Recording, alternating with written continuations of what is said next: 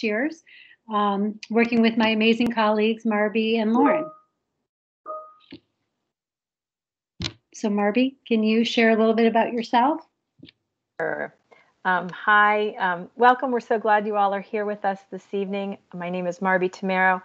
I am an assistive technology specialist, a very long time APS employee. I'm an occupational therapist also, and we're really excited to share these resources that all students have available to them. Thanks for coming. Hi everyone, my name is Lauren Bonnet and I'm the other assistive technology specialist. I'm a speech and language pathologist by training, and I'm really excited that you all are joining us. This is a terrific resource for reading and writing, and it's available to all students at no cost, so there's no additional cost.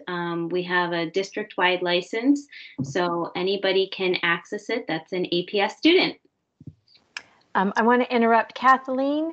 Can you check the link that was posted in the slides? There's a parent that has said it's linking to the Tuckahoe Elementary Expanded Walk Zone navigation. So if you can double check that, that would be great. That is not what we wanted, so I will. Okay, sorry about that. Thank you, David B, for alerting us to that. It was correct earlier, and I'm sorry that that time it was not correct. So we're going to move into the PowerPoint presentation, but I want to let you know that Marbea and Lauren will be monitoring the chat with questions. We're very conscious of the time. We know that you're giving up amazing time with your children and your family to attend this. So we're hoping it'll be a really useful resource that you will better understand how your students can use this to access learning and make learning a little easier. So without further ado, I'm going to share my screen and we'll go to the PowerPoint presentation.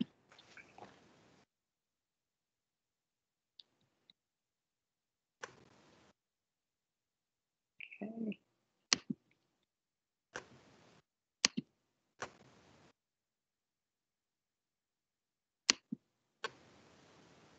Okay, so I can't see the chat or anything else. Is that coming through okay? I don't see your presentation yet. It hasn't started sharing, but yes, I can see the chat, and I'll be able to see the chat even when you share your screen. Yeah, okay, hang on, let me go back to here.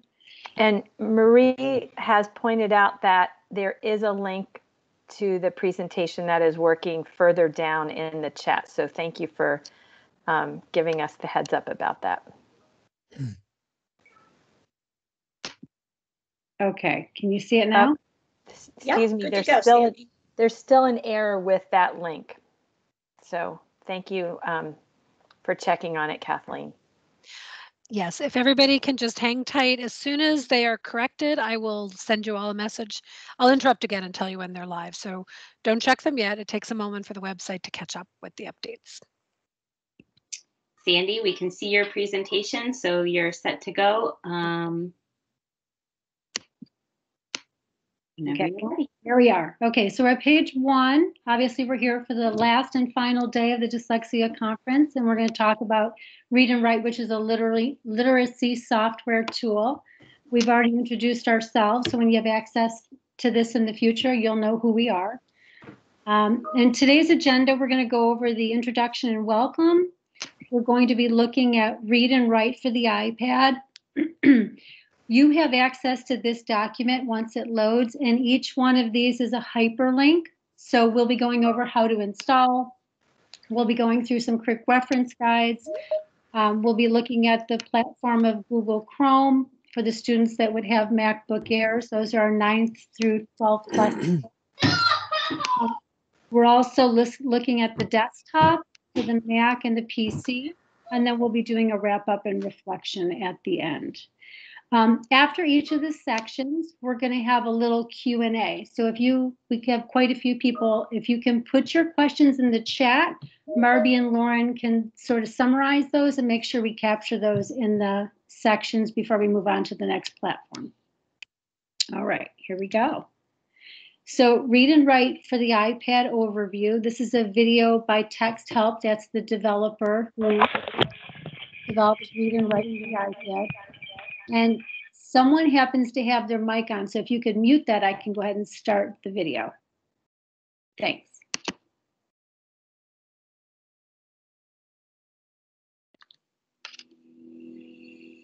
Hello and welcome to Text Help's Coffee Cup webinar series.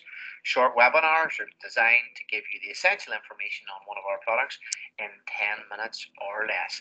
I am Patrick McGrath. I'm Education Technology Specialist here at Text Help. And today we're going to be looking at Read and Write for iPad. A very simple iPad app that acts as a keyboard on an iPad and gives access to a wide range of literacy support tools within any app. If you've looked at Read and Write before, you'll be familiar perhaps with its desktop version, which operates as a toolbar and provides a comprehensive set of tools in one simple place for reading, writing, literacy, general support for all.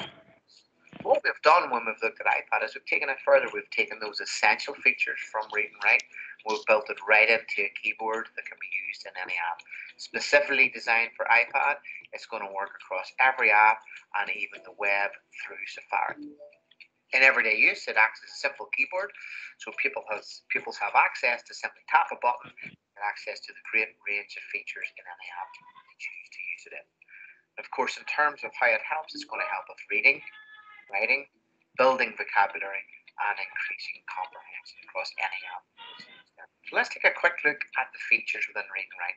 We've got text-to-speech, prediction of words when we're typing, dictionary and context and age-sensitive, picture dictionary, spell check, speak as I type, and of course features like open dyslexic font support. And as well as making those features available in any app, we've also added them to Safari to ensure that those are available across the web for research and studies. So text-to-speech, hover speech, dictionary, picture dictionary, and even translate into French are all available there. So now let's take a closer look of Read and Write for iPad in action. So we can simply open any app, in this case Pages. We'll scroll down to an open document, tap anywhere to open the keyboard. To select the keyboard, we press the globe button and select Read and Write keyboard. It gives us access to all the features. So for text-to-speech, we simply position the cursor at the beginning of a sentence and hit play. It was a very early start to the day as we had to be at school for 8 a.m. And of course, when we're done, we can hit the settings button and we can change the voice. We can change the style of the voice. We can change the speed of the voice. We can add continuous reading to ensure we can continue to reading beyond the first sentence. And we can test and we can review and we can listen back to all of those settings immediately within the app. So let's have a quick look at some of the writing tools, and in this case we'll look at prediction. So as we use the keyboard to type in any app, you'll see the prediction bank starting to load along the purple bar. It's going to give us a wealth of selection to help us form our writing as we go. And if we want to add any of these words in, we can just tap and those will be inserted into writing. If you want to, we can long tap and we'll get the definition of a word on screen. We'll get the picture dictionary definition of that word. We'll also have the ability to play that word back and listen to it. And of course, based on our years of data with Read and Write Desktop, we've got a huge prediction bank of words that are going to be delivered in context. Of course, the dictionary is there to help us when we're reading as well. So if we just tap on one word, in this case the word zoo, we've just had the tap in front of the word, we'll get the definition, we can have it read out loud, and we'll also get the picture reference on screen. So the dictionary is there to help us at all times. So let's take a quick look at spell check. So we can tap in front of any sentence and it'll be brought into the window below. The words that are incorrect are highlighted in red, and we're presented with an option list on the right hand side which we can tap and insert and correct the document. We'll have that correction directly replaced into the screen. And we can use things like long press, so when we're presented with the same sentence with that correct word, we can long press any of the words in the word bank and get the full dictionary definition and the picture reference and have it read back to choose correctly the one we wish to use. So let's look at a quick comparison between notes on iPad and how spell check is handled there. So we have a simple sentence on screen. We'll change to the Read and Write keyboard. You'll see there's a sound-alike spelling mistake on screen, precious. If we spell check that, we'll see precious is indeed predicted that precious is the correct spelling of that. The word thing is correct. And HIV, have, indeed it gives us the first correct spelling. If we compare that to what iPad says, on the word precious, you'll see presentation and present. So it's not very good at showing us the correct words in context. If we look at the very end of the sentence, the letter B, it's suggesting that it's the word being or break we might want to enter in there, which wouldn't make sense in the sentence. If we jump right back into Read and Write for iPad, you'll see that we do indeed have because as the correct word. But let's have a look at how Read and Write for iPad operates in Safari with all those wonderful features. Very simply, in Safari on a web page, we press the Open In button and we can tap the Read and Write app. You'll then see a floating toolbar that pops up on screen, and this, of course, can be repositioned around the screen. To have text-to-speech on screen, we simply hover or tap on any word, and you'll see the dual highlighting and text-to-speech is written. We can then move forward to our additional features. So if we select any word, in this case ocean, we can tap the dictionary button. That will give us a dictionary definition. We can have that read aloud. If we then tap the picture dictionary definition, we'll get a picture representation of that word on screen. And those are all movable in and around the screen. We have access to translate, currently in French, so any word can be translated and read aloud in French from any web page on screen. Read and Write for iPad offers us many ways of customization by simply tapping the app and opening it up. We get access to all of these. We can change the color scheme. We can switch open dyslexic font on or off. We can change the speech settings. We can add keyboard clips, speak as I type, continuous reading to ensure everything is read and not sentence by sentence, speak suggestion for those predicted words, swipe to insert, or predict ahead. And of course, we have our licensing at the bottom of the screen for easy access.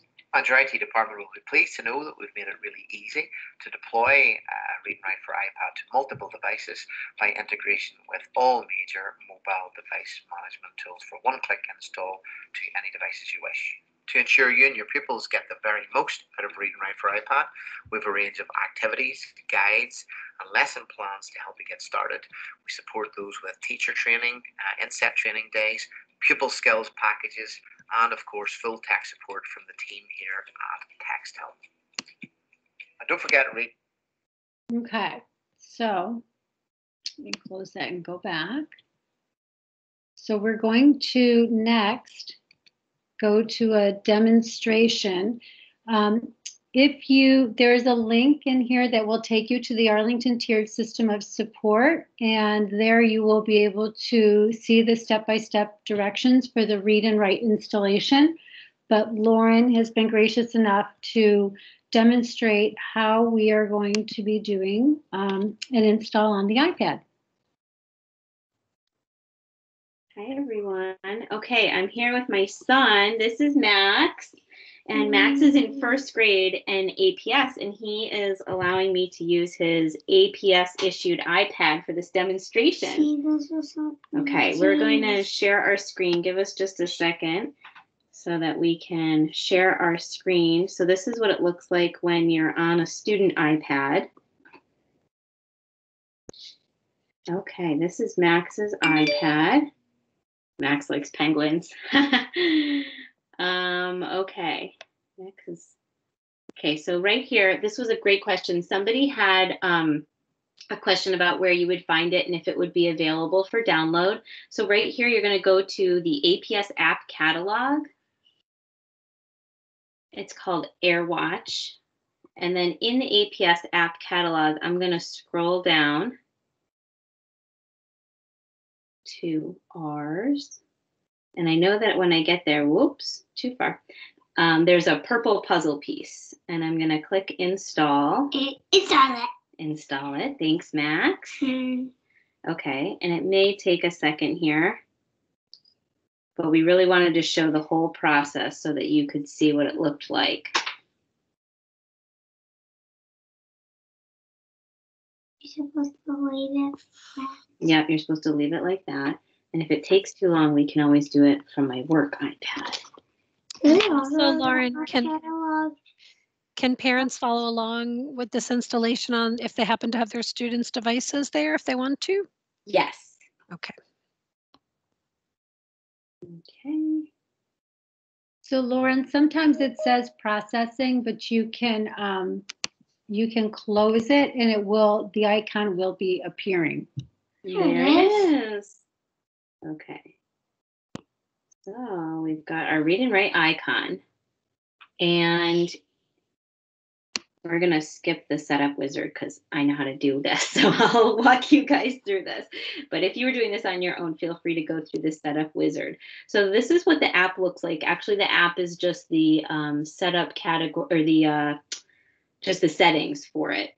Sandy, did you say you wanted highlighted vowels on? Yeah, you could do that. And also, they might be interested in dyslexic font, but the just so you know, the dyslexic font will only show on the keyboard. It doesn't show on what you're typing. Right. And let's turn on, maybe we'll turn off continuous reading, and we'll turn on a few of these other features. Okay, so now you can see down here it says $19.99, and why I want to say that it was no cost to you is because it's not linked up yet to the student's APS account. So over here where it says existing Read and Write account, I'm going to hit sign in, and this is how we get it under the district license and not under an additional cost to you. We're going to sign in with Google. Okay, Max, do you want to type in, can you type in your 102 number here? Mm-hmm.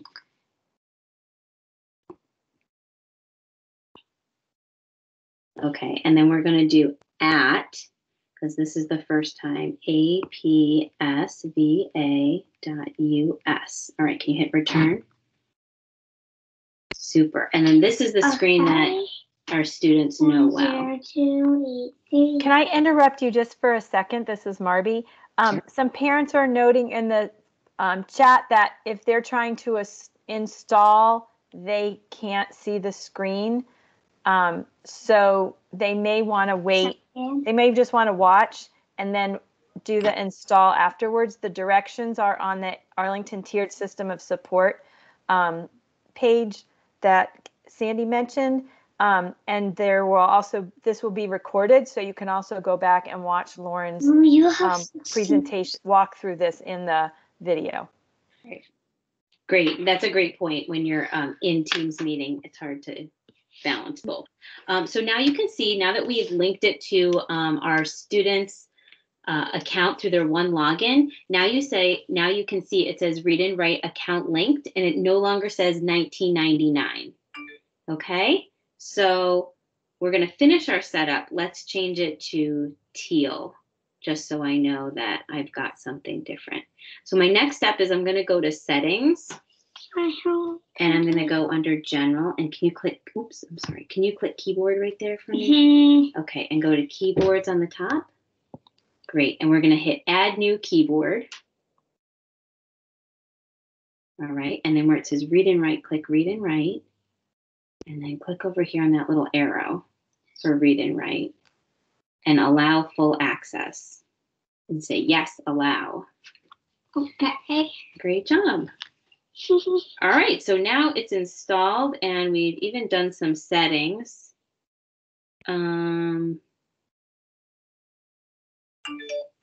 Let's try it out with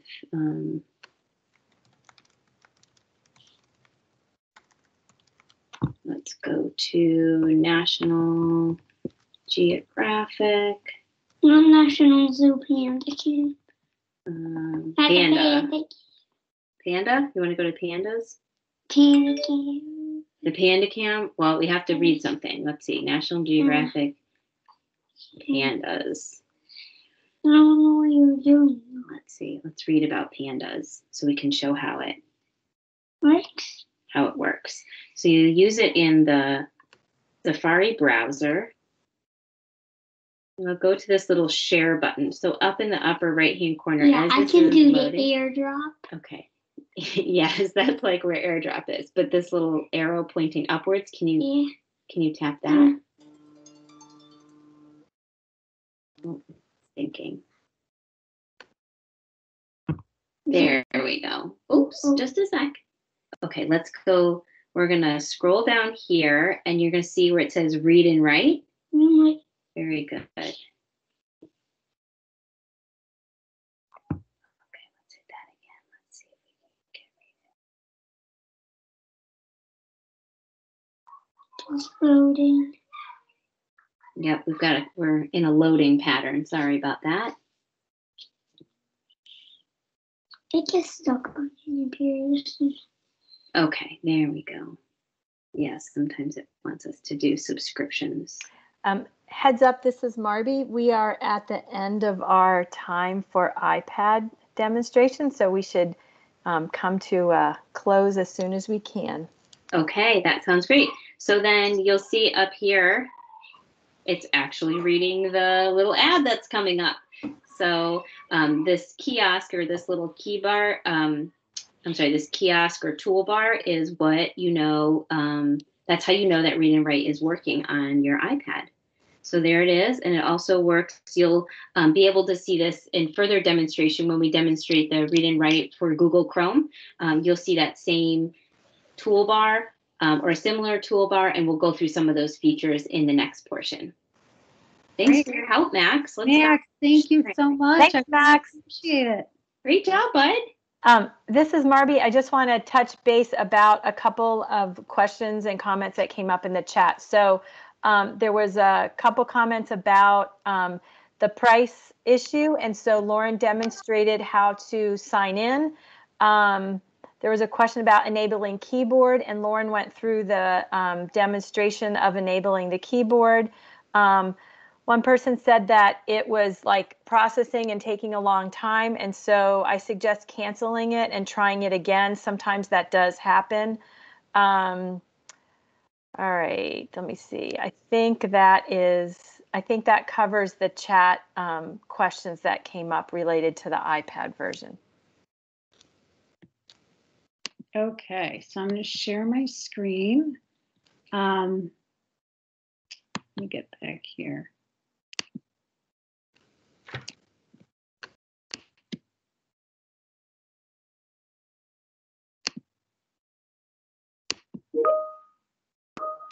Okay, is it? So someone I just saw asked, is it free? Well, yes and no. It's free to you because Arlington Public Schools pays for it for every student and staff. So if your student has been issued a personal learning device, they have access to this tool. Okay. So next we're going to take a look at the quick reference guide, and that's one of the handouts that you'll see in the agenda in the PowerPoint that we shared. And this is going to go through, just as Lauren brought up the toolbar, this is going to bring up the sort of the description of what the tool is, what the symbol is, and how it works. So all of these tools are available on the other platforms that we're going to be looking at. So on the iPad, you have text to speech. So that's going to read it out loud with the highlighting. You didn't hear, but you did see the demonstration on Lauren's iPad, or Max's iPad, excuse me. It's going to have prediction when you're doing writing in, say, Google Docs, or the students are writing in Canvas, they can pull that up. Now this says it has check it, and I was looking at Lauren's because she just installed it and I did not see the check it there. That's the proofreading that checks for the spelling, the grammar, and those confusable word errors. So I will be reaching out to Text Help to find out a little more about why it's not on our toolbar, because it's saying that it should be. And then we have the talking dictionary, which you saw, that will tell you what the word is, like a standard dictionary, and it will play that out loud. And there's something called talk and type, where you can speech to text, and that uses what's built into the iPad device itself. But you'll use this icon here. Then when we come down here and we look at the Safari web browser, if you happen to go into another Sandy, can I interrupt you, Sandy? Can you share your screen? Because we're not able to see what you're referring to. Okay. I thought I had. My apologies. It's okay. Okay, so I'm clicking here. It's not. Okay, there we go. My apologies. There we are.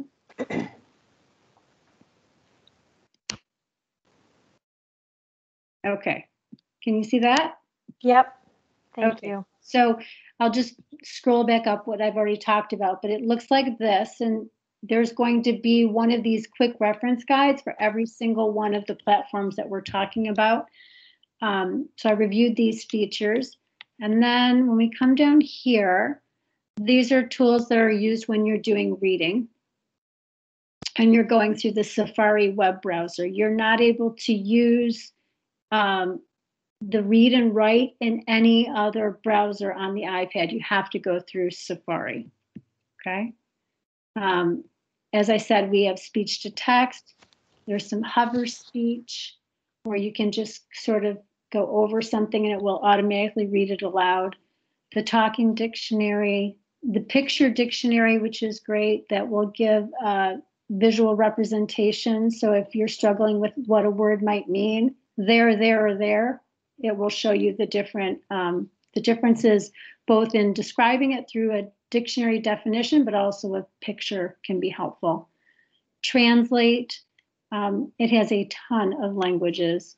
And then we have the settings, and that was what Lauren demonstrated on how you can set it up and customize it. Okay. And then you'll have some other, should you wish to go and explore more, you've got some video support and some training portals that are really helpful. Okay. Okay, so we're at the end of the read and write portion. We have time just for any questions that came up in the chat, Marbea or Lauren, that we should address before we move on. No additional questions. Okay, great. Oh, wait, sorry.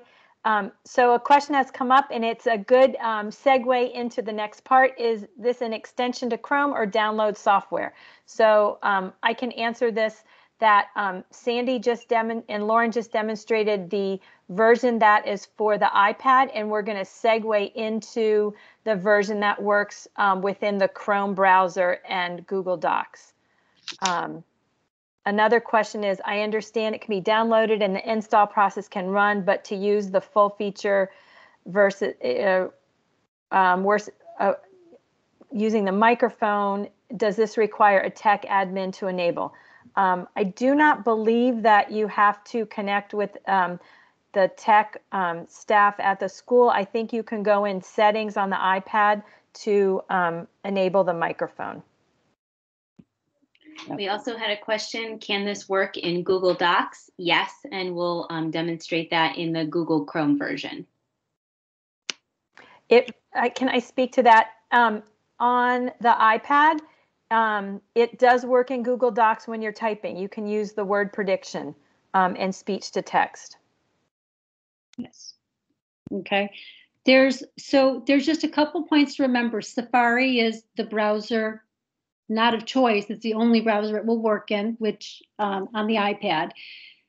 There's been a lot of questions about working with the external keyboards. I am not the police for the keyboards. If you don't have them in middle school, apparently they're coming. But Read and Write does not work with external keyboards. And the reason is because it's going to try to, when you plug it in, the computer can only work with one program. So it's going to, if you have Read and Write installed and you plug that external keyboard in, it is going to override Read and Write, okay, for the writing part. Okay, so without further questions, we're going to move on to the next section, and that's going to be Read and Write for Google Chrome.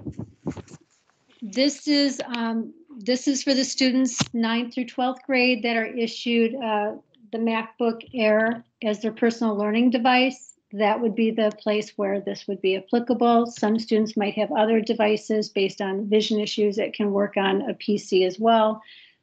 So let me show you the video for this one. It's a little bit longer, but it gives a really great overview. Welcome to this overview of Read and Write. My name is Paul. I work for Text Help, and Text Help is the company that produces Read and Write, as well as Fluency Tutor, Snapverter, Equatio, and Writecue. Read&Write is essentially a toolbar that has about 20 different educational technology tools on it, similar to apps and extensions. These tools are going to help students with reading, writing, research, and organization. Many people refer to Read&Write as the Swiss Army knife of tools for educational technology. Before I show you what Read&Write is, it's important to show you what Read&Write does for students. In this example, a student was asked to answer and complete sentences. So here is that student's work. You can see he understands the concept in number 1, but then number 2, IDK, I don't know. 3 and 4, he's just got single words there, and then it kind of gets worse on the second page. However, here's that same student about a week later after using Read&Write. Let's look at another student. This student struggled with the writing process. It's easy to see here when you look at his handwriting. But after a couple days of using Read&Write, this is that same student. Some really amazing transformations are made with both of these students. How do we make those transformations happen? We combine tools like text-to-speech, dictation, prediction, writing tools, dictionaries, editing tools, study skills, and organizational tools into one easy-to-find, easy-to-use toolbar. Read&Write supports many different platforms. Today we're going to look specifically at Read&Write for Google Chrome. Read&Write for Google Chrome launched in 2013. We currently have over 20 million users and growing every day. And Read&Write helped TextHelp earn Google's Global Technology Partner of the Year award.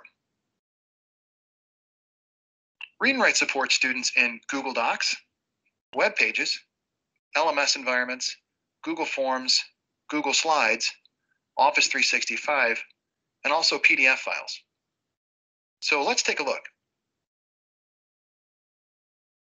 Here on my web page, if I want to bring Read&Write in, I go up to my extensions and I choose this purple puzzle piece.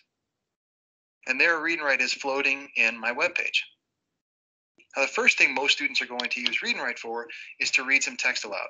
So I'm just going to grab some text here. And then when I press the play button, you're not only going to hear it read, but you're going to see it use dual color highlighting to emphasize the word that it's reading at the time to help students with tracking and decoding. The unique geography of the Arctic leads to unique weather patterns that reappear in the region year after year. Some weather patterns, such as cyclone. So I'll pause it there and explain also that research has shown that when students have the option of a human reader or a computer reader, they generally fare better with a computer reader. And the reason is the students can stop it, they can start it, they can replay it as many times as they need, and then with a tool like Read&Write, they can also customize it. So here I can customize and bring in any number of different voices. I can also change the rate of the speech, how it's going to read. There's also translation tools, so I can change it to a language that I need. If I am Spanish speaking, I can also change the entire program to Spanish or French and a couple other languages there as well. And then if I want, I can remove certain tools from the toolbar if I don't need them, and I can switch around the order as well to customize it. When I look back at this web page, you'll see over here, there is some text here, but this is not text that I can access. In other words, I can't grab it. It's part of an image. So to access this, we actually have the screenshot reader. And when I choose this and just pull a box around this text, it's going to scan it and then read it aloud to me. Sea level pressure composite need, MP, October 1st to 30th, 2010. So really, pretty much any text that's on a web page, I'll be able to read one way or another. Some other helpful comprehension tools for web pages here are the talking dictionary. So if I don't know what a word is, I can have this read aloud to me. Now, shapes and colors, etc. put together in a regular way, a pattern on her shirt. And similarly, we also have a picture dictionary. And this is going to give me a visual representation of this word. And this has been really helpful for ELL students because it doesn't really matter what language they speak natively. They can look at the picture and they get it. And then lastly, for comprehension here, a last couple of tools. If I am somebody who speaks a different language or ELL learner, I can choose the translator and it will translate this word and also speak it with that particular voice. And there's also here the screen masking tool, which allows students to, if they want to concentrate more, they can actually change the background color here. They can make it more opaque or transparent.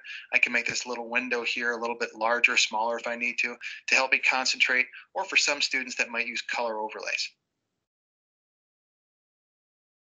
Let's look now at some writing tools inside of a Google Doc. Here in the Google Doc, when I choose this little purple puzzle piece, now Read and Write is going to hang down in the document. A really helpful tool for students writing is word prediction. And word prediction, much like on our phones and other devices, is going to recommend words that it thinks I want based upon what I'm writing. So here I'm going to put in "today I walked to school," and you'll see all the options here. When I hover over them, it's going to read them aloud. Was, wasn't, want. And another great tip here is when students, if they are looking through some of these options here, they can use the picture dictionary and the talking dictionary at the same time. So now I can tell that's exactly what I want. I heard it read, I have a definition, and I also have a visual, so I'm going to pop that in. What's been so transformative for many students in these online collaborative live environments is the other students don't see these supports there. So I can show the other students that I can spell and I can write there just like they can, and they don't have to see the supports that I have. So it really has helped so many struggling students with confidence to be in those live environments. Another nice thing here about word prediction is there's a phonetic tool in here. So you'll see as soon as I put a Z in here for physics and it notices that I'm spelling phonetically, it's going to basically start giving me those words. Physics. So now I can pop that in and I'm good to go.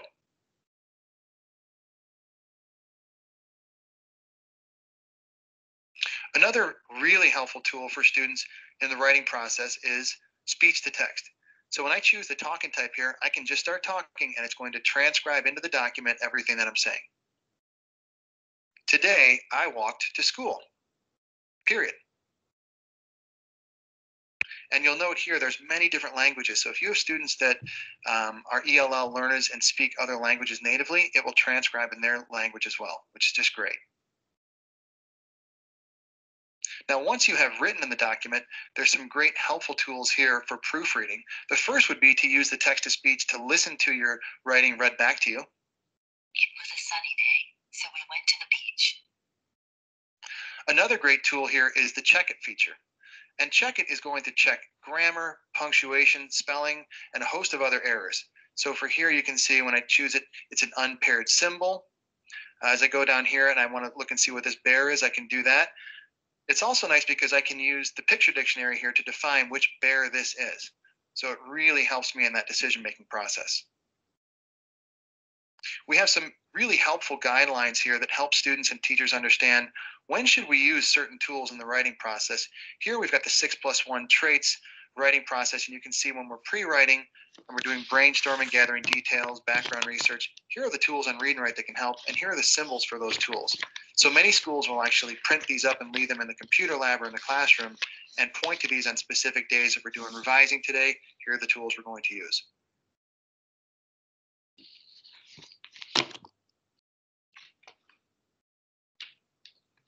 Another great tool here are the voice comments. So students that struggle with writing or typing or spelling, but they do know the answers, a great way for them to show what they know is to leave a voice comment. So here when I choose voice note, I can actually answer here with my voice. The lake near Cleveland is Lake Erie. And I can listen to that. The lake near Cleveland is Lake Erie. And if I'm happy with it, I just insert it. And now, just like a regular comment in a Google Doc, it's going to be there for anybody that has access to this Google Doc to listen to. So a teacher, instead of reading what the student wrote, if he or she may struggle with that, can just listen to what their response is. The lake near Cleveland is Lake Erie. Where this has been really helpful is with math. So many teachers expect students to explain how they came to the answer in math, and this is a great way to do it. So I can just highlight my math here and use the voice note to say, I added 4 to each side of the equal sign, so 4, or x, equals 14. And then just insert that. So now the student or the teacher comes along and listens to it. Conversely, teachers can also leave notes in Google Docs for students using this feature. So it's a really helpful tool. If we go back to the web page we were looking at, there are some great study skills tools that are available for students as well. In this first example, I'm going to highlight some words that maybe are a struggle for me. I don't really know what they mean. So I've got patterns. I don't know what weather is. I don't know what these seasons are. I don't know what multiple is. And it doesn't matter which of these 4 colors I choose. When I'm done, I'm going to choose this vocabulary button. What vocabulary is going to do is basically build for me a vocabulary list, and it's going to not only define the words, but it's going to give me a visual for the words, and it's going to give me a place where I can personalize it. So now I've got some definitions here I can choose from. And on the right-hand side here, if I want to personalize this or customize this, I can just type in there, or I can use the tools in Read&Write. Perhaps I'd want to use speech to text here to explain what this is. And I can, if I want, get rid of some of the other stuff here. But it makes it really simple for students and teachers to make these study guides for vocabulary. If I go back to this page, and I'll get rid of these highlights. And now let's say I'm doing some research or some studying. I'm going to highlight some information that I think is important for Arctic weather, and I'm going to label that green. And there's some more information. And then down here, anything that has to do that's important with cyclones, I'm going to do yellow, and look, there's another green. And as I go through my document here on my web page, I'm color coding the information. And right now it's getting a little discombobulated, but that's okay. I'll show you what we can do with this. So there's something that's green, there's something else that's yellow. Now when I'm done, I choose this Collect Highlights button, and what it's going to do is it's also going to, again, make a new Google Doc, save it into Google Drive, but it's going to take all the information I have highlighted and organize it by color in the document. It also gives me a link at the bottom to where I got the information in case I've got to create a bibliography.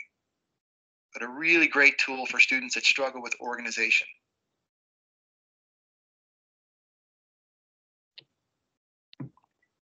And one of the last things here to point out on the web pages is, let's say that I am in this web page and it's kind of busy for some students. There's a lot going on. It might distract some students. I can choose the Simplify Page. And what Simplify Page is going to do is it's going to take the text from that page and open it up in a new tab and get rid of all the visual distractions. So now it makes it a lot easier for me to concentrate, and it automatically opens up Read&Write here so that I can use this to access the content if I need to. So really, really helpful tools there.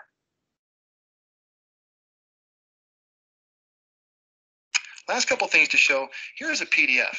And so if I need to have this read aloud, I can use the read aloud features here on the toolbar in our PDF viewer. I've also got those familiar tools of picture dictionary and talking dictionary. So if I needed something over here, let's say journey, I can look up the picture there.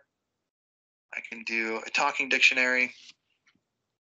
I can also, if I want to, use those same types of study skills tools like highlighting and pulling them into collected highlight documents. I can also have them defined if I want to, which is great when you're dealing with things like science to define these words. And then lastly, we recently added in some tools where students can add shapes and drawing, either freehand or existing shapes there into the document. So if I wanted to, I could add that in here. And I can change the colors and all those sorts of things to customize it there. The last thing to point out here is you can also leave some comments in here, much like the ones we did in the Google Doc. So if I'm sharing this with someone, I can actually leave a comment here. And if I want, I can speak the comment. I can use word prediction like we've seen before. I can leave a voice note, speech to text, and I can leave that in there. And anybody else that has access to this document using Read&Write for Google is going to be able to see these comments and add to them as well. As I mentioned earlier, if I'm in a Microsoft environment, so here I'm basically using Office 365, Read&Write works great inside of this environment as well. There is a sweeping trend across the nation of cloud-based technology in school districts. This is particularly great if you've got districts that are not only using Microsoft, but also are using Microsoft and Google to have the exact same support be available in the Google and Microsoft environments. And then you can also use it, as I mentioned before, in Google Forms. So if I want, I can use the speech to text to respond here, that sort of thing. And then if I'm creating something in Google Slides here, I can use things like the word prediction right inside of Google Slides.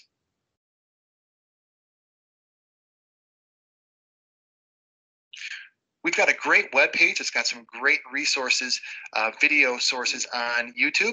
And so you can go there to check out some of those tools or those videos that are going to help you understand certain sections of what I just showed you on the toolbar.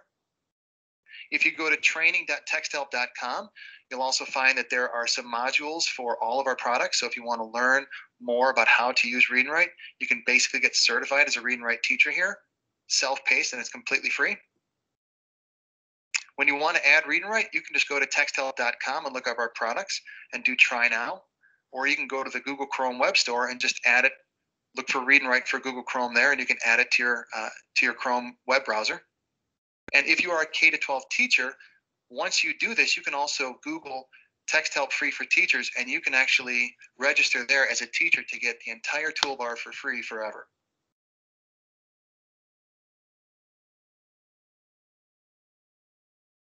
So to wrap things up here, a few more things to note. I mentioned that there's also Windows and Mac support. And when you have Read and Write, you not only get Read and Write for Google Chrome, you can also install these locally on Macs and Windows.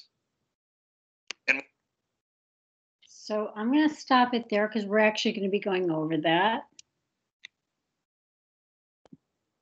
Okay, Sandy, just a time check. We have 10 more minutes for this section. Great. That's perfect because this will give us an opportunity for Marbea to show us how you would install it on a MacBook Air. So let me stop sharing for a minute.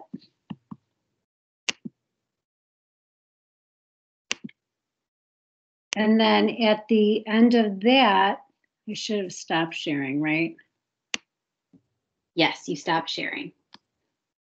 I have PTSD about screen sharing. Okay. That's okay. It's hard to know when you're the presenter if it's still sharing or not.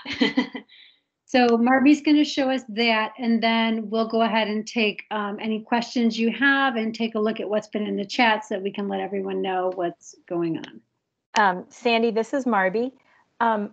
Before we move on to the MacBook, were you going to demonstrate install in the Chrome browser of Read and Write? You mean showing the install tool? How to do the extension, how to add the extension. Yeah, I mean, so there's a link. Let me open and share.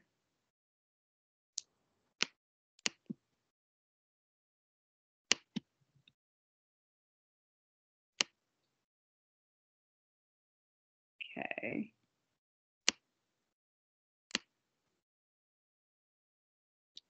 Okay, so this is the page. This is where you'll go, and it's going to show the 7 steps that Marbea is going to lead you through.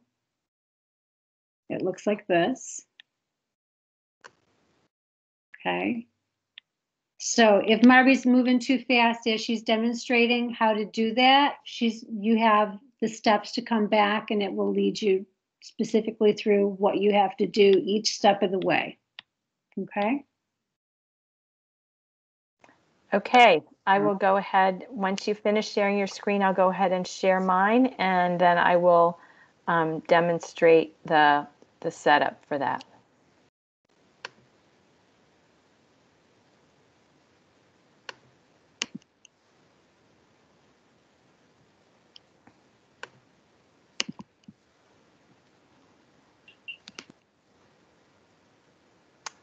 So you can see I'm on the Washington Post website. I'm in the Chrome browser.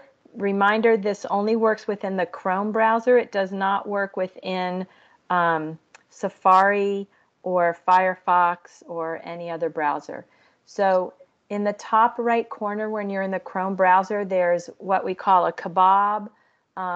Sometimes it's also 3 lines, but you're going to have your student go there.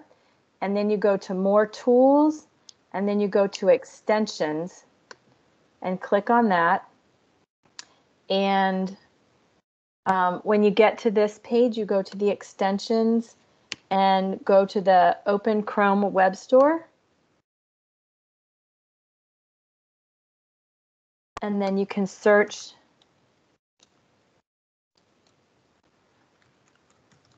for Read and Write, and it will come up. I already have it installed, so it is indicating it's installed already. Margie, do you mind if I just interrupt for a moment? So when you're typing it in, you want to do read ampersand or the and symbol, write all as one word. Sometimes it doesn't come up for people when they put spaces in between. So that's just a little tip. So you'll choose the, if I have it already installed, so it's not showing install, but there'll be an install option on this side. What will happen next is it will guide the student through connecting their APS login to Read and Write for Chrome. Similar to how we link the account on the iPad, you also have to link the account within the Chrome browser so that you access the district license that Arlington has purchased. One thing that comes up when you do that is it asks the student, are you sure you, or do you give permission for Read and Write and Google to have access? And I always pause the student so that we work on educating them about knowing what they're saying yes to and making sure that they know that what they're agreeing to, that they are agreeing for this product, this software, and their Google account through Arlington to be able to connect together. And you say allow, and then it opens it up, and it gives you then a purple puzzle piece that sits on the browser window for the student. So then when they go to use it, for example, if they were going to use it to read about today's weather, they go to the purple puzzle piece, click on it, and the toolbar comes up. And then similar to the demonstration in the video that we just saw, then you can begin to use it. So you can highlight and then do read aloud. You can check words, you can use all the different features that are there.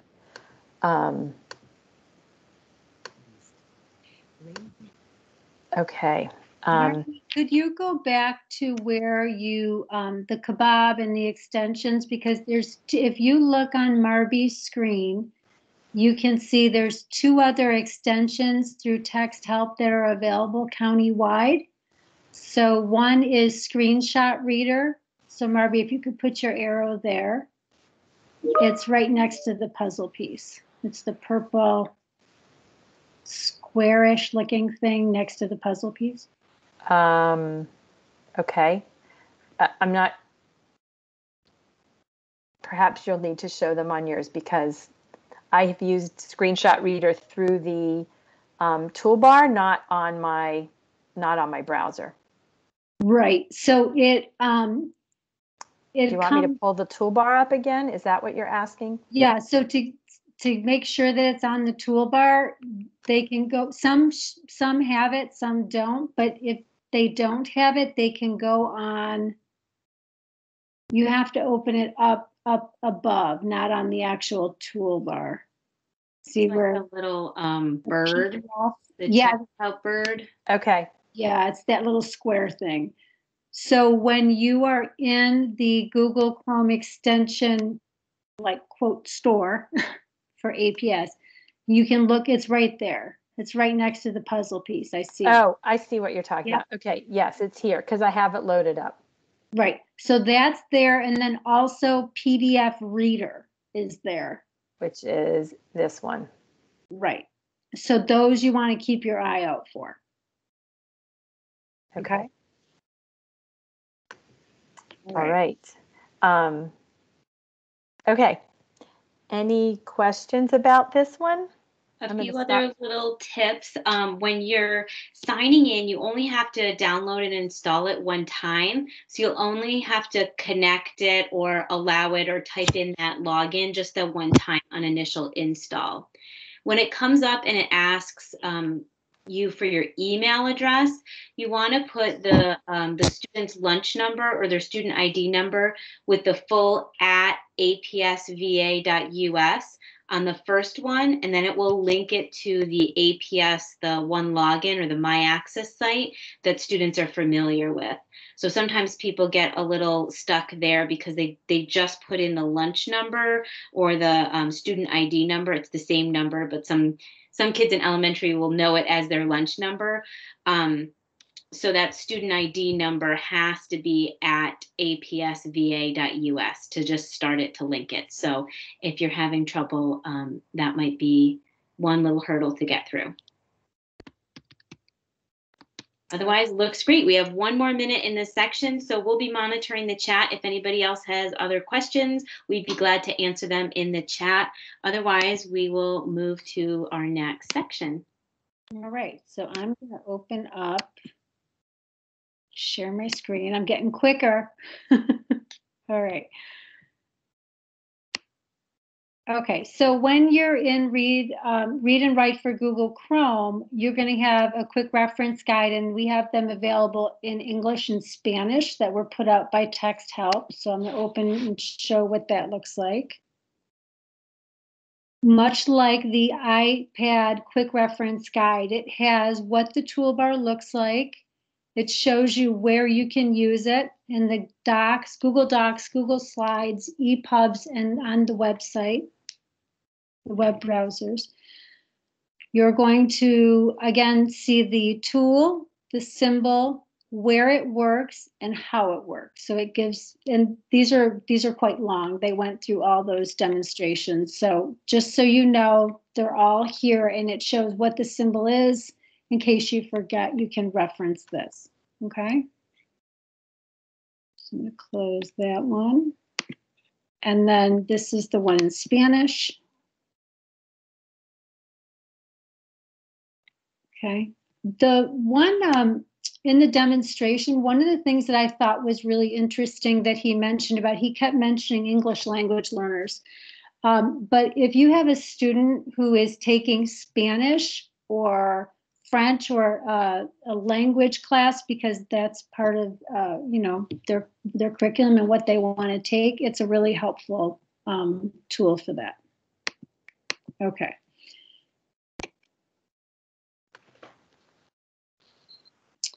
And then this is the support, he did a demonstration of this, the writing support. I think he called it the 6-in-1. I don't know why there's 5 things listed, but that's what he called it. The writing stage for pre-writing, you can look at the details of brainstorming, gathering details, some background research. This shows what read and write tools support that skill, and then this again is matching up what that symbol looks like, okay? So this is a really useful guide to helping support students who are struggling maybe with writing or just need something to get past that writer's block. Okay. Okay, so we have time for some questions that might have come up in the chat that we can share with the group. Is there anything that we need to share with the group, Marbea and Lauren? I think we've answered a few questions. My screen's actually frozen, so I cannot scroll through the chat at this moment. Okay. Lauren, can you? Yes. I can see that Veronica, thankful that Veronica put up the icon for the Chrome version, so that was really helpful to give us the visual, and I can't see above that. Oh, that's okay. I was just responding to Marcia that that your computer may have several browsers like Safari or Firefox, but that Read and Write works only within the Google Chrome because it's a Chrome extension.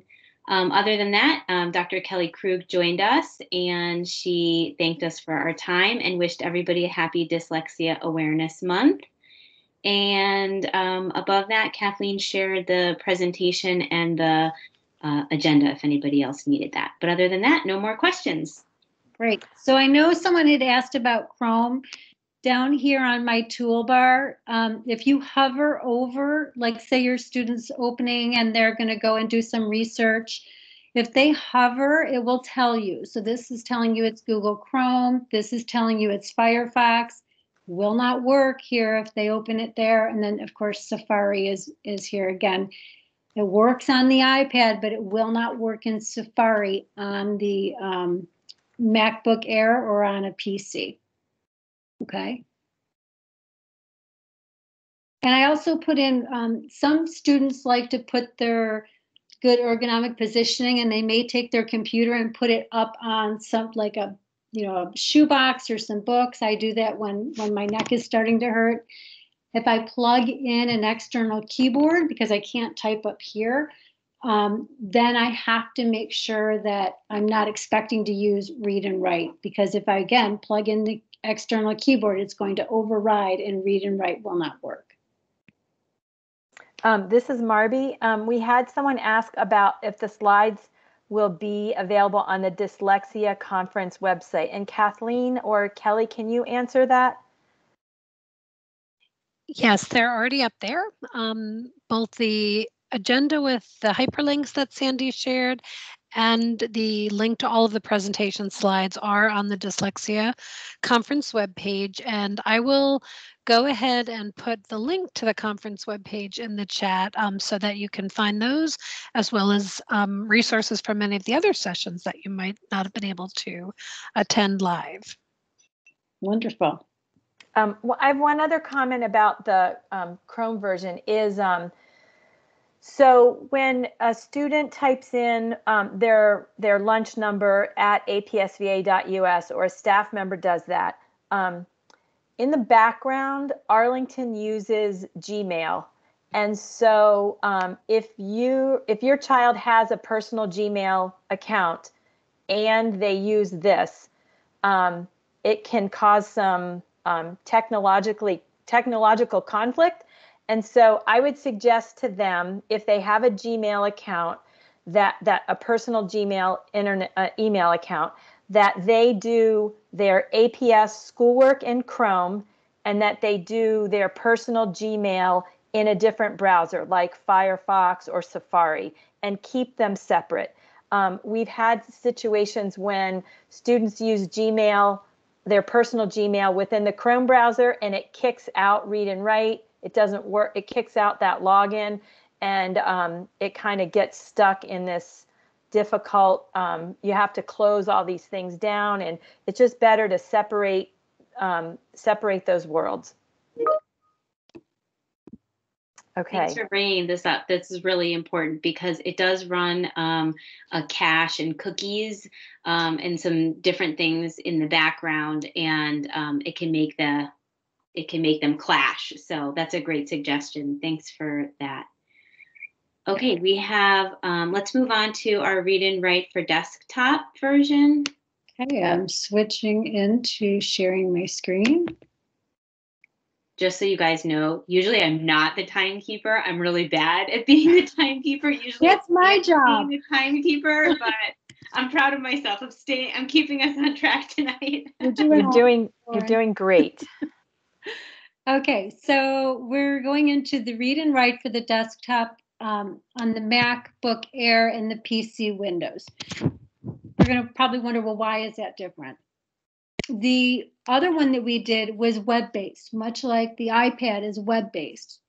Sometimes web-based platforms may not work really well in certain, maybe there's some connectivity issues, or things might be a little bit glitchy. So what this does is it takes the Read and Write literacy software tool and it places it on the computer desktop, if you will. So that way you're not dependent on the internet to use it. Okay, so we're going to go through. They didn't have a video. The tools are somewhat similar. So I wanted to go in and open up the quick reference guide. Sandy, I'm happy to show what the toolbar, where to access it, a little bit about the install. I'm happy to do that if you want me to do that before or after you go over the quick reference guide. Yeah, I'll open the quick reference guide and then we'll. Okay, great. Okay, so this one, they did such a pretty job with the colors. So on this one, so there's two different quick reference guides. This one is for the Mac. There will be a different one for the Windows. This was, and again, on these sheets, they're really handy because they give you support if you have issues or concerns. And then they also give you some really nice, helpful videos. But we'll go to Marbea. Hers is better. So we have text to speech. Again, the highlighting and erasing is really good for organizing when students are learning to write and develop some of those essay papers, research papers. We have prediction. We have the screenshot reader. You saw that there was that extension that you have to download that, and we do have that. That's part of our free package for you. The Check It tool, the PDF reader, I love. That's really handy. The Verb Checker, that's new. I don't see that on our toolbar. So I think that would probably fall in under Check It. Screen masking is really good. I'll show that at the end when we show some of our favorites. The vocabulary list. Here you can make an MP3, so that would be an audio file. It works with Daisy Reader, which is a really great support for some accessible books. The web searching, again, for research. It is a calculator. And a collection of highlights, spell check, and then a similar word checker. So it has a few more tools that are available that are not on the standard web-based platform. So let me take you back to Marbea. Okay, I think I stopped, right? Yep. Okay, I'm going to screen share now.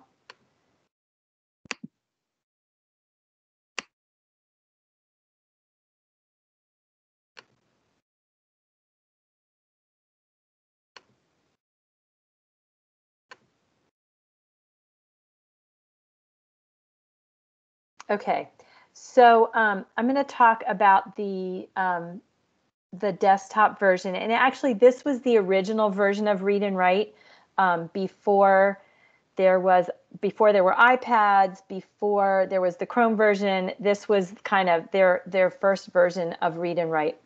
So it's like traditional software. It sits on a computer. Sandy pointed out some times when it's really helpful to have this, like if you don't have good internet connectivity. Another important reason to have this is because if students have some of these features as part of their accommodations and they need them and have been approved for them during testing, such as SOL testing, perhaps they have word prediction as part of that, or read aloud as part of that. They cannot use an internet version of the tool during testing. They can only use the desktop version.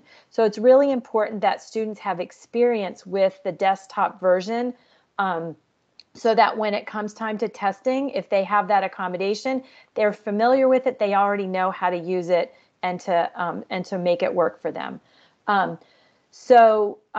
Before I demonstrate, I just want to talk about the install. The install for this is facilitated through your student's case carrier. I'm actually going to stop sharing just when I talk about these couple things. The install for this is through your student's case carrier. So typically when we work with teachers to get the Chrome version, we also say at the same time, request that the student get the desktop version for their computer. To get that, the case carrier will put in a 2847 request and give the requesting Read and Write for the MacBook and give the students APS ID number and the serial number for their computer and submit that to 2847. And then the tech help folks will push that out to the student's computer. It will show up in the dock. And it shows up as a purple puzzle piece in the dock. And once you have that and you turn it on, you open it up. Now I'm going to share my screen again because then I can show you. Marbea, can you show them where they would go to the Apple to find the serial number?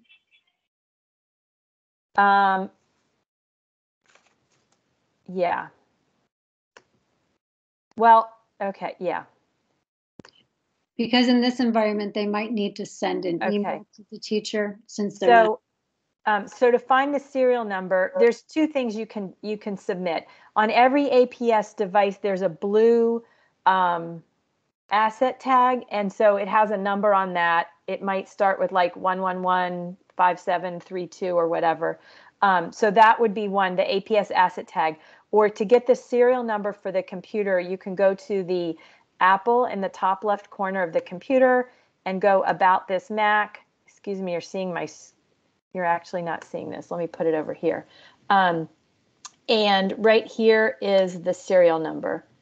So you can see that the teacher would submit that also.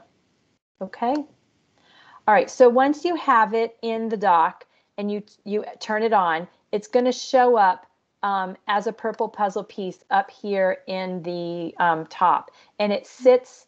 Here's my browser. It sits there on the computer. It's not attached to, it's separate from the browser. So if I'm going to use it and turn it on, I just touch it, which I'm going to do in 1 second. A couple nice things about it is it works in documents that you have on your computer, and it can also work through the web. So if I was going to use it through this article about today's rainstorms, I would click on it. It opens up the toolbar. My toolbar happens to be oriented oriented this way. You can change it so it's across or up and down, and I would just use it the same way. So I want to listen to part of the article, so I'm going to highlight. Excuse me, it's not catching very well. I'm going to catch the first part of the article, and I want to listen to it.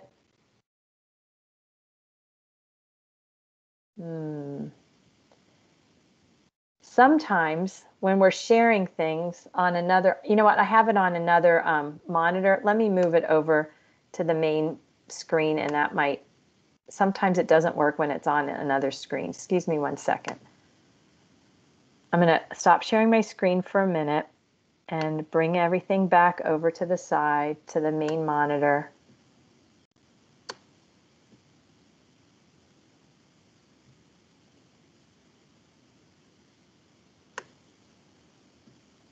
Okay, sorry for this technical difficulty here.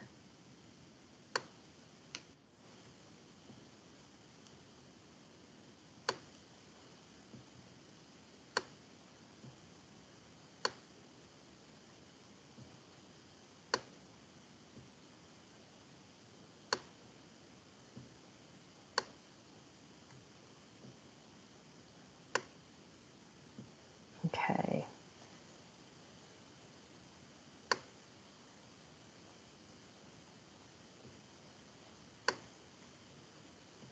Okay, I'm going to share my screen again.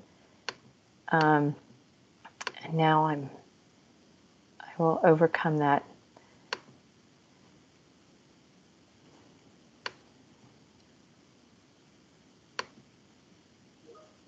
Thank you for bearing with us.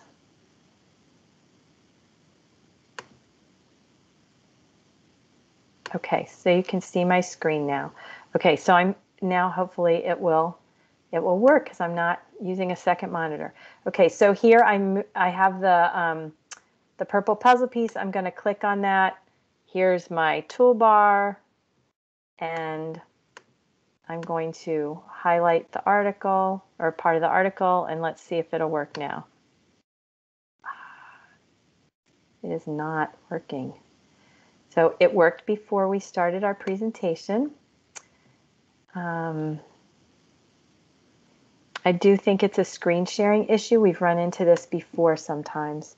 Yeah, I think it's probably just the audio sometimes has a difficulty because it's using the audio on the Teams. And so this will happen sometimes with students that, like I know Max was sharing that this happens with RAS kids. If he's in a Teams meeting, that the read aloud doesn't work in RAS kids. So there's some glitchy little things like that. So I think that's probably what's happening because it seems to be working fine otherwise for the other features. right. Yeah, okay. Okay, well, I'm so sorry that it's not showing you, but you can see the toolbar is, the icons in the toolbar are very similar. When you hover over them, it will, yeah, it's the screen sharing in Teams. Oh, there it comes. When you hover over them, it'll tell you the name of that particular feature. So that helps. So if a student is not sure what each tool does, they can hover and it will tell you. Sandy mentioned about Screenshot Reader. On the desktop version, it's integrated into the toolbar, so you don't need an additional add-on. The same with PDF Reader. It's integrated into integrated into the toolbar. Similar to the Chrome version, this is a bit busy looking, and so if this is too many features, if a student doesn't need all of these, you can go to the settings and you can uncheck some of them so that you can shrink up the size of the toolbar for a student who doesn't need all these. A couple things. One thing that I suggest in Read Aloud is to take it off of continuous read. And the reason for that is because if it's chunked reading, I think the students are more engaged in the reading process. If it's continuous read, it just reads and reads and reads, and they don't have to stay as active with the reading process. But if you take it off continuous read, then they need to stay active. A hint about word prediction is in the testing environment, the predict ahead is not allowed in word prediction. Predict ahead is not allowed in the testing environment, such as the writing SOL. You may use word prediction, but the student has to generate the beginning of the word, and then based upon the beginning of the word, then word prediction is allowed to generate words that start with those first couple letters. So it's important for students who have word prediction as part of their accommodations that they know how to use word prediction without the predict ahead function on. Okay, I think that is it for this part. Sandy, is there anything else that you wanted me to talk about here? No, Marbea, I think you got it. Okay, again, I'm so sorry that this is not functioning within Teams. Sandy and Lauren and I, if you have any trouble with that, we're happy to help you. And this is a tech problem. It's not a read and write problem. Yeah, this is definitely a Teams integrating, like with sharing the screen kind of problem. So I don't think it's a problem with read and write because it was working just fine before. So, all right, we have a few more minutes, but we did have one question about the desktop version and the and other versions and how they work. So just remember that the iPad only has one version. So if your student only has an iPad, they can only use the iPad version. They'd have to have access to a family computer or something like that to use the Chrome version. But on a MacBook Air, if a student is a MacBook Air that's issued from the school, you can use that. You can have the downloaded version and also the Google Chrome version, and they won't interfere with each other. You can't run them both simultaneously because they do the same thing, but you can have them both loaded on there and use both of them or toggle in between one or the other. So that was a great question. And I just wanted to add on that, when you are using it on your home computer, you have to still sign in through the APS account. It will not work through your personal account.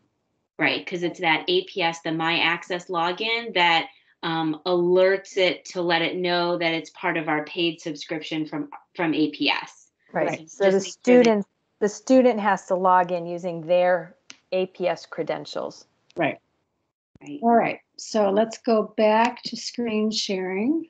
Okay. So we have a few minutes for our wrap up, and this is our read and write in Canvas. So this here is the tools for the writing process. I'm just going to open it. I'm not going to go over it. I just want to show you. It's very similar to the MacBook process that we went over before. So that is in your handouts. And then we have the questions we just did. And I really wanted to show this. It's only 1 minute and 31 seconds. And we're all using our learning platform is Canvas now. So this is a way that students can use Read and Write while they're in that learning management system.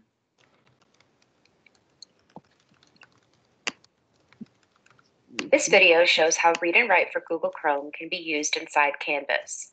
Read and Write can be used in many areas of Canvas, such as discussions, assignments, and quizzes. Just click the purple puzzle piece when you're in Canvas to bring up your Read and Write toolbar. Then you can use reading support features such as text-to-speech. Answer the following questions about the 50 states. List the states that make up New England. Dictionary. And picture dictionary.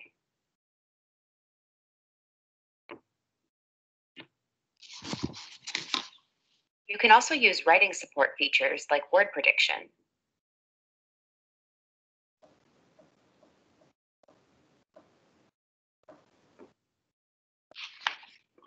States.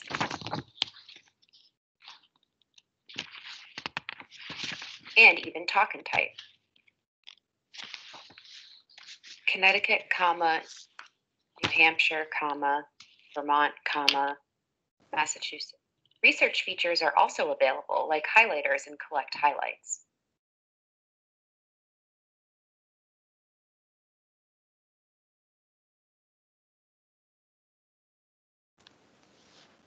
To learn more about Read and Write, visit texthelp.com. Okay. Keep out of that one. So they mentioned, I don't know if you caught in the beginning, they mentioned assignments, discussions, and quizzes. However, when I played around in there, it's available in a lot of other announcements, pages, pretty much everything I opened it was working in. So they've extended their scope in where it works. There's also something called Immersive Reader. It is another tool that works only in pages. And teachers may be developing things on pages. So when they experience pages, they can open up and try both the Read and Write in that platform as well as the Immersive Reader, and then make a decision which of those two tools they prefer for that setting. Read and Write is used in the Chrome browser. I can't say that enough because a lot of times teachers will be like, but it's not working. I'm like, yes, because it's not in the Chrome browser. And it took me a while to kind of get that too, if you're used to using other browsers. Again, you can also use it on the desktop version and then you don't have to worry about browsers. Read Aloud support for Read and Write app on the iPad does work within the browser, and Read Aloud does not work within apps on the iPad. So if your child has an iPad and they have a Canvas app, you cannot use Read and Write in the Canvas app on the iPad. Writing supports from the Read and Write app do work within the writing platforms on the iPad. So the Google Docs, the Notes, those kind of applications. Okay. So this is Marbea. We have like 3 minutes. Great. All right. So this is exciting because there are communities around us that are using these resources. George Mason is using Read and Write for all of their students and staff. So there's a link there. Okay. And then Northern Virginia Community College also has access to Read and Write. And so there's some information here in those links. So this is Marbea. One reason we really like that is because if students learn this, they need these supports, and they happen to use Read and Write in Arlington, and they go to George Mason or Nova, they're already familiar with the same way to access those accommodations. Other universities may use Read and Write or may use other similar products that have Read Aloud or have word prediction, have speech to text, but they might be a different vendor, but Georgia Mason and Nova both happen to use Read&Write. Okay. And I also found a link that there's places that are using it, work organizations as well.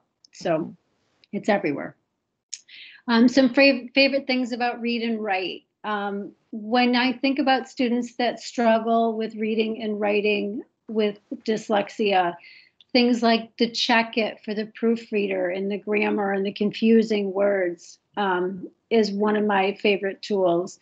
The dictionary, how he could pull up both of those, the word dictionary and the picture dictionary with the word prediction is really a way to help build success in becoming a more confident writer.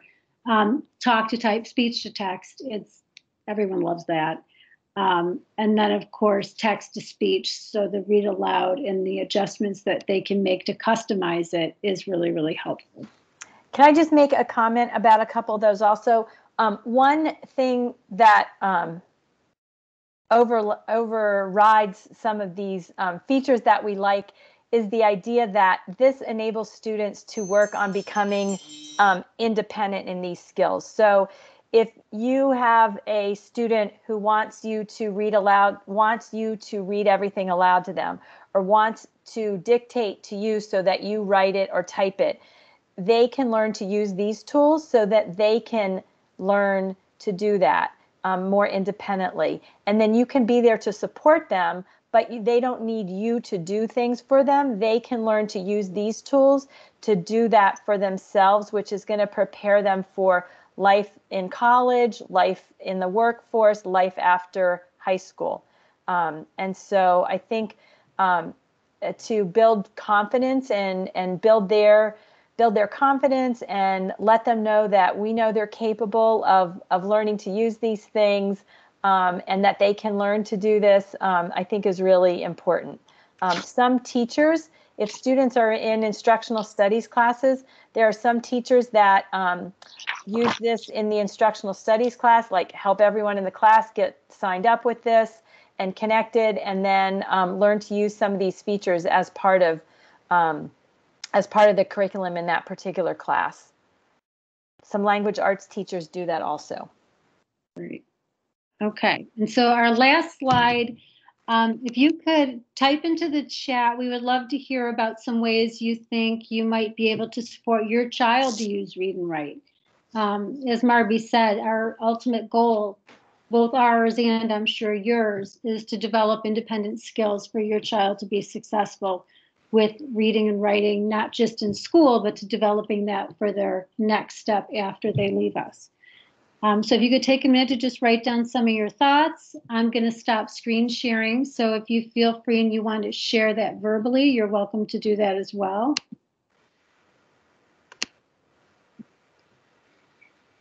Okay.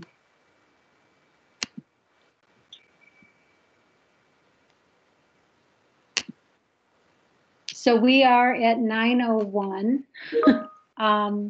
I'm so grateful that you came and joined us tonight to not just close up the dyslexia conference for the month, but that you joined our session and learned a little more on ways that you can help support your student become a more successful reader and writer. So thank you for your time. All right, and I know on behalf of our entire audience, we are so grateful to you, Sandy, for taking the lead on this, and to Lauren and Marbea for your great presentation. And I think we'll have lots of fun learning how to use Read&Write and practice supporting students with this great tool. Wonderful. I'll stay on for a few minutes to catch any questions, but if people have to leave, I totally understand. We kind of did it. We're almost there. We did. Did you turn off the recording? I will turn it off right now. Okay. I just wanted to respond to the question that Jackson was asking about tutorials for young students. And Marbea kind of touched on this when she was talking about how a lot of case carriers and teachers are working to teach students how to use this and embedding it as part of their classwork, because those videos are not necessarily for a young child. Right. they may be of interest, but check it out. It depends on the kid. The nice thing is they make a lot of videos that are very short. So if there's one particular feature, they might make like a 1.5 minute video about how to find and how to use one particular feature. That's a really nice, their tutorials are really well done. And so that's a nice feature of the tutorials. Yeah, they do the coffee cup series, I think he calls it, 10, and they're 10 minutes or less. So if you're Googling text help, you can Google the coffee series, and it's a 10-minute or less video.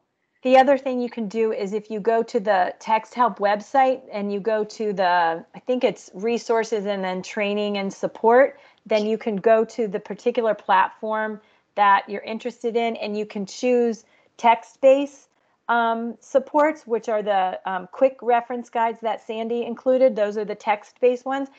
Excuse me, there's another section where you can pick videos, and then it opens up to lots and lots of videos. So if you just go right to the Text Help website, you're going to get right there. Yeah, right. And they shared it in the chat. So Awesome. Thank you. Right. Thank you. And they will have a video on just well-oiled one machine. specific tool. So if you're looking for something, one specific tool, you can investigate it deeper that way. So. Okay. All right. Well, now I will stop recording officially since we've answered that question.